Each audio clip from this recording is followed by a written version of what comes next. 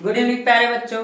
आज हम आपको कक्षा 12 रसायन विज्ञान का अध्याय 3 और 4 का महत्वपूर्ण प्रश्न बताएंगे जो आपके बोर्ड के पेपर में आएंगे और इतने में ही से आएंगे। आप इसको तैयार कर लीजिएगा और अच्छे से तैयार करके इस क्वेश्चन को बोर्ड पेपर में जाइएगा।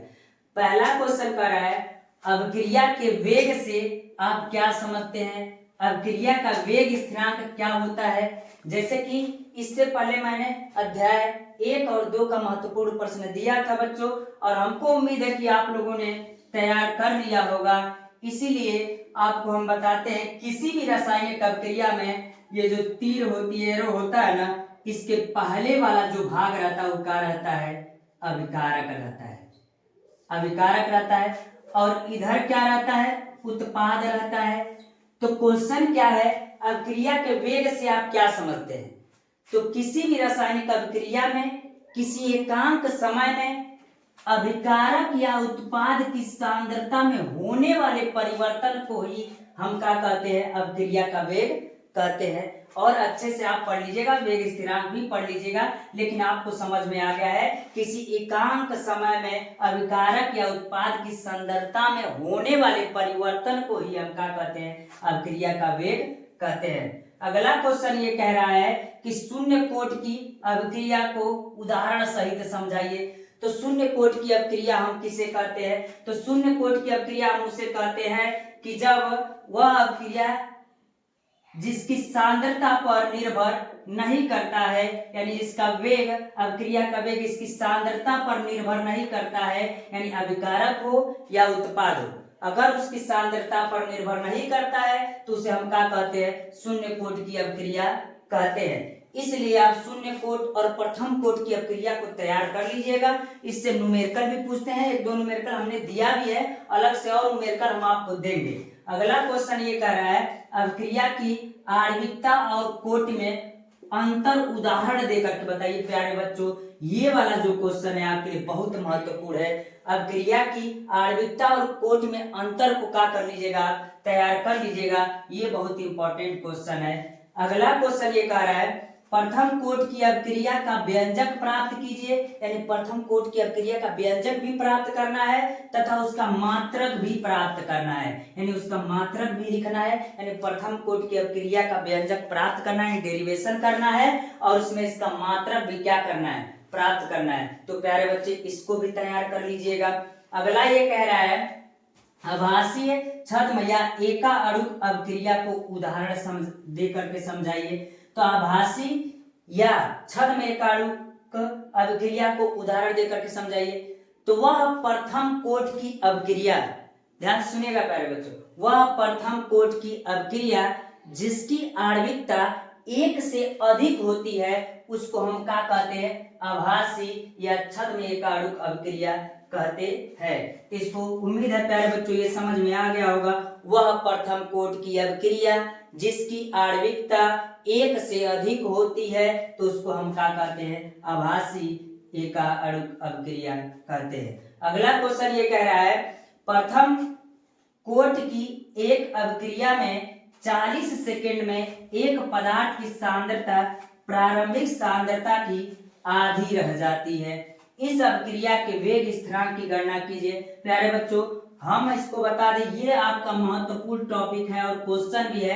कह रहा है प्रथम कोट की अभिक्रिया में 40 सेकेंड में एक पदार्थ की सांद्रता में प्रारंभिक सांद्रता की आधी रह जाती है, यानी अर्ध आयुकाल ही दिया है। इस अभिक्रिया का वेग स्थिरांक की गणना कीजिए। यानी इसका वेग स्थिरांक क्या करना आपको? ज्ञात करना है। अच्छे से इसको तैयार कर लीजिएगा। अगला क्वेश्चन ये कह रहा है, एक प्रथम कोट की अभिक्रिया का अर्ध आयुकाल कितना है?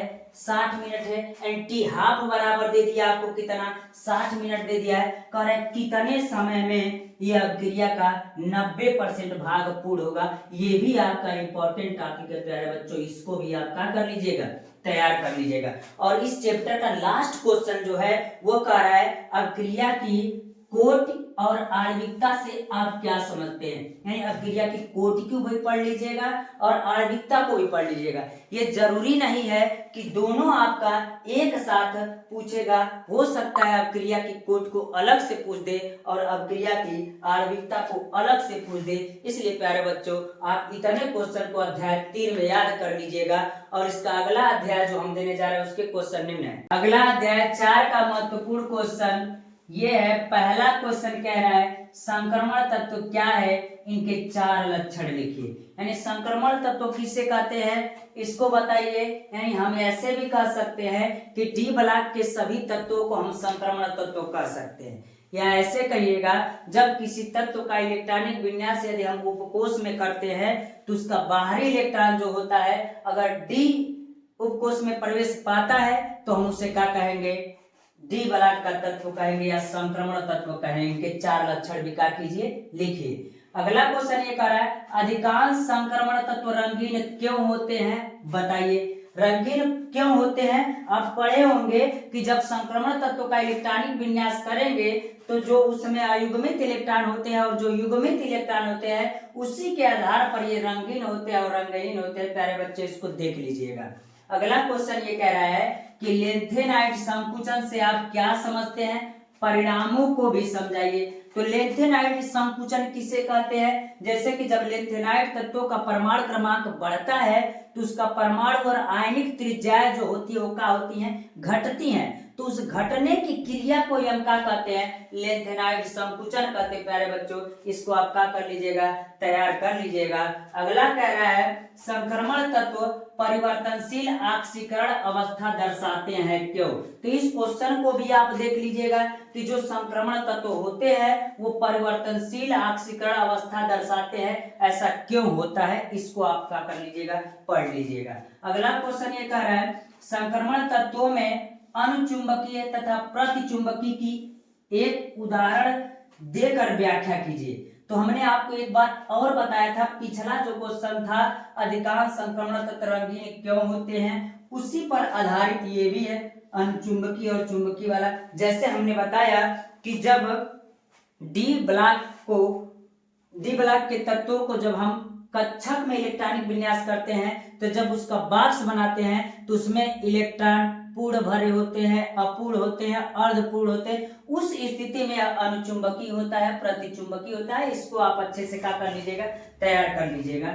और ये कह रहा है विलयन में Cu+ आयन रंगहीन जबकि Cu2+ आयन रंगीन होते हैं क्यों। यह भी इसी पर आधारित है कि कौन बॉक्स भर रहा है, कौन अयुग्मित है, कौन युग्मित इलेक्ट्रॉन भर रहा है कक्षक में। इस स्थिति के आधार पर इस क्वेश्चन को भी आप क्या कर सकते हैं, बता सकते हैं। लास्ट वाला क्वेश्चन कह रहा है आंतरिक संक्रमण तत्व क्या है, इसका समान इलेक्ट्रॉनिक विन्यास का कीजिए, बताइए। तो आंतरिक संक्रमण तत्व किसे कहते हैं प्यारे बच्चों, तो हम कह सकते हैं कि एफ ब्लॉक के सभी तत्वों को हम आंतरिक संक्रमण तत्व कहते हैं।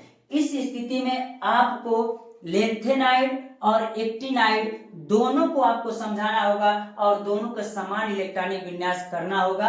और इस प्रकार अध्याय 3 और 4 का महत्वपूर्ण क्वेश्चन इतना था और इतने में ही से बोर्ड पेपर में आएंगे। इसलिए प्यारे बच्चों इतना क्वेश्चन आप तैयार कर लीजिएगा। फिर अगले वीडियो में हम आपको 5 और 6 का महत्वपूर्ण क्वेश्चन हम आपको क्या करेंगे, देंगे। धन्यवाद प्यारे।